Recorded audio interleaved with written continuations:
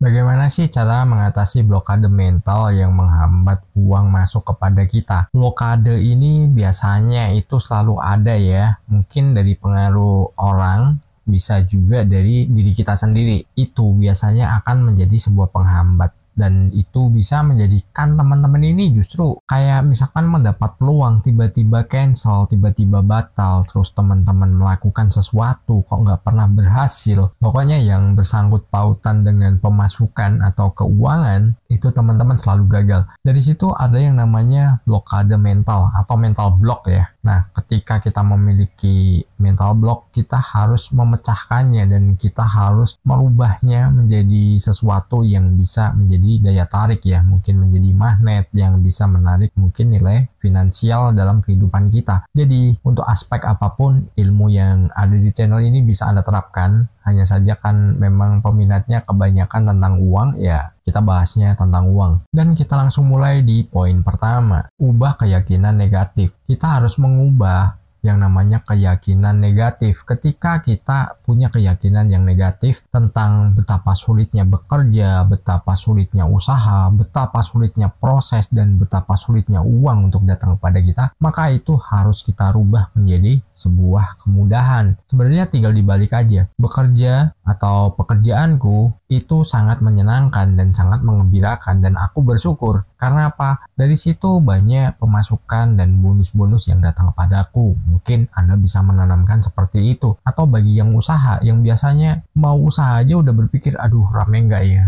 Aduh gimana nih dengan kompetitor? Bagaimana nanti kalau sepi? Bagaimana kalau nggak laku? Nah itu kan bingung. Itu bisa dibalik ya. Wah nanti kalau rame gimana nih? Sampai stoknya habis nih. Harus produksi lagi nih. Terus nanti yang bayar antri-antri nih. Nah kita bisa memprogram apa yang kita inginkan. Jadi pemahaman atau sesuatu yang negatif kita balik aja menjadi sesuatu yang kita inginkan. Jangan berfokus pada hal yang tidak kita inginkan. Karena apa? Dengan kita berfokus kepada hal negatif itu biasanya kita malah justru totalitas. Karena kita melibatkan perasaan, gambaran, dan mungkin ucapan yang itu menarik jauh lebih cepat. Kenapa kita nggak berpikir sebaliknya dan kita libatkan rasa gembira, rasa senang, dan rasa bahagianya ketika kita mendapatkan apa yang menjadi tujuan kita, mungkin dalam usaha, mungkin dalam pekerjaan, atau dalam hal apapun ya, yang itu berkaitan dengan penghasilan dan Anda bisa mendapatkan nilai uang ya, mungkin untuk Anda belanja dan gaji karyawan Anda, terus Anda masih punya lebihan sebagai margin Anda dan Anda bisa tabung dan investasikan agar apa? Ya kedepannya Anda menjadi orang yang punya banyak aset dan Anda bisa kembangkan itu semua. Bukan sesuatu yang mustahil dan bukan sesuatu yang nggak mungkin ya. Karena jangan pikirkan kondisi saat ini. Mungkin saat ini Anda pemasukannya masih kadang ada, kadang enggak. Tapi kalau Anda berfokus pada hal yang Anda inginkan, Anda berfokus pada kelimpahan, maka Anda tidak boleh berpikir kondisi Anda saat ini. Anda pikirkan aja apa yang menjadi tujuan Anda ke depannya. Namun, nggak boleh ada kata besok, lusa, dan lain-lainnya ya. Yang jelas Anda bisa tanamkan kalau saat ini Anda adalah siapa dan Anda memiliki apa aja. Sesuaikan dengan impian Anda. Meskipun itu belum Anda dapatkan. Karena apa? Itu akan Anda tarik dalam kehidupan yang nyata. Dan kita lanjut di poin kedua. Lepaskan rasa bersalah tentang kekayaan. Nah, kadang ada yang berpikiran bahwa orang kaya itu adalah orang yang jahat, orang yang licik, orang yang suka korupsi. Meskipun kadang iya ya, ada kan yang seperti itu. Kerja jabatannya apa tapi dia punya, nah, kita nggak ngomong negatif ya.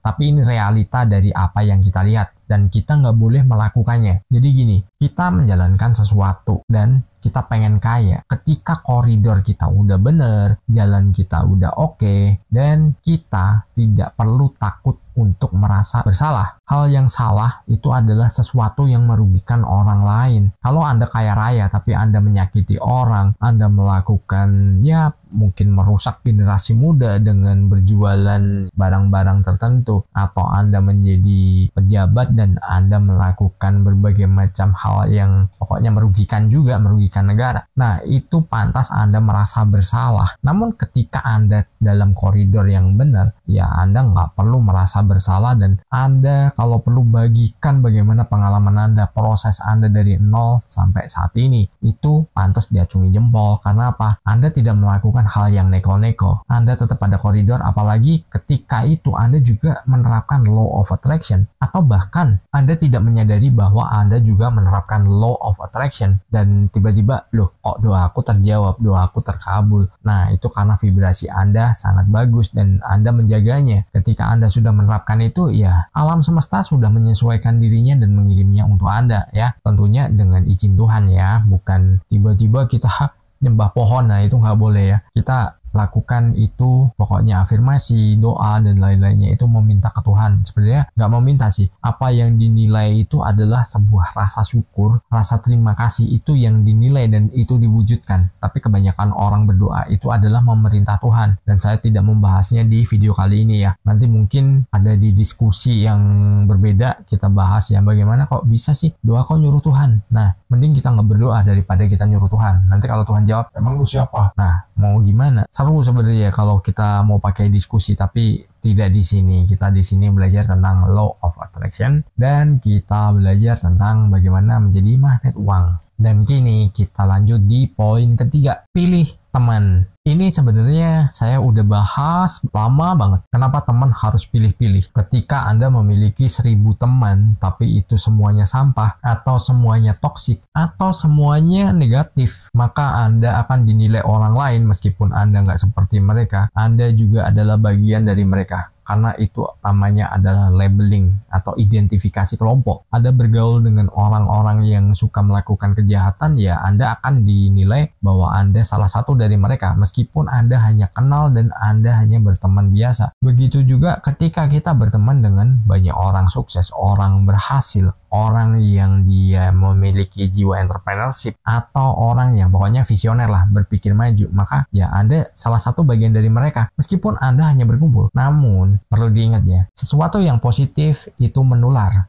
dan sesuatu yang negatif itu juga menular. Jadi sama-sama Anda tertular, lebih baik Anda tertular dengan orang-orang yang berhasil, orang-orang yang kaya. Ketika 1000 teman Anda tadi semuanya toksik dan sampah semua, lebih baik Anda hanya memiliki satu teman tapi itu potensial. Tapi bukan potensial untuk dimanfaatkan. Potensial yang bisa membuat Anda bertumbuh, itulah teman. Jadi mengapa teman harus pilih-pilih? Karena ya itu tadi, kita harus berkembang dan kita harus maju dalam kehidupan kita. Kalau Anda pengen maju, ya pilih teman orang-orang yang memiliki visi dan visi yang sama dengan Anda. Namun jangan salah, ya, ketika Anda masuk ke sebuah circle dan dari situ ternyata satu persatu mereka pergi, atau bahkan Anda yang pergi, itu tandanya adalah seleksi, dan Anda sendiri sebenarnya tidak sesuai dengan frekuensi dengan mereka. Jadi jangan pernah takut juga kehilangan teman yang tiba-tiba meninggalkan Anda, atau Anda yang meninggalkannya. Karena ya Anda fokus aja pada impian Anda. Jangan fokus kepada teman-teman Anda yang mungkin ya bisa dibilang nggak membawa Anda ke arah yang jauh lebih maju. Jadi pilih teman itu memang harus. Salam harmonis. Di layar kecil cerita dimulai, channel Kurai Mimpi, berisi inspirasi, bicara tentang mimpi yang tak pernah usai. Law of attraction, kunci meraih visi.